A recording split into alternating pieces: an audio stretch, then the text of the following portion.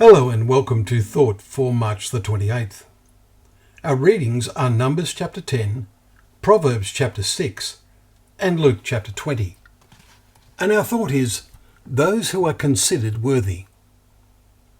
In one sense, no man or woman can be considered worthy by God to be in his kingdom, for all have sinned and fall short of the glory of God. Romans 3 verse 23. But we have that marvellous chapter on faith in Hebrews 11. Men and women who demonstrated their faith by what they did in serving God and doing his will. Abraham and Moses were outstanding examples of this.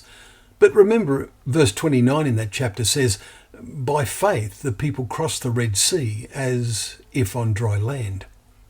What a challenge to their faith as they stepped out, although they saw the water towering on either side. This was their baptism, said Paul. See 1 Corinthians 10 verse 2.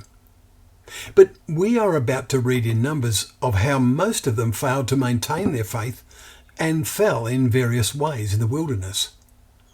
Maintaining faith is essential to being considered worthy. This brings us to what Jesus said to the Sadducees, as we read today in Luke chapter 20. They refused to believe in a resurrection. In some ways, they were like the modern humanists. They posed to Jesus a story of a woman who had 7 husbands in succession, which all died, and so if there is a resurrection, they asked, who would be her husband? For the 7 had her as wife.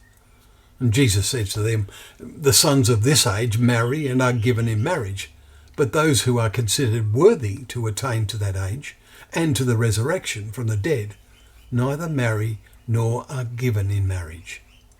For they cannot die any more, because they are equal to angels and are sons of God, being sons or children of the resurrection. Verses 35 and 36.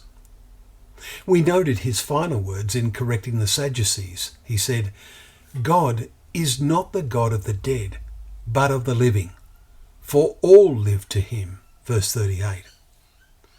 If we live to him as Abraham, Isaac and Jacob did, then we, like them, will not die, but sleep a timeless sleep, awake instantly, not having sensed the passage of time, equal unto the angels.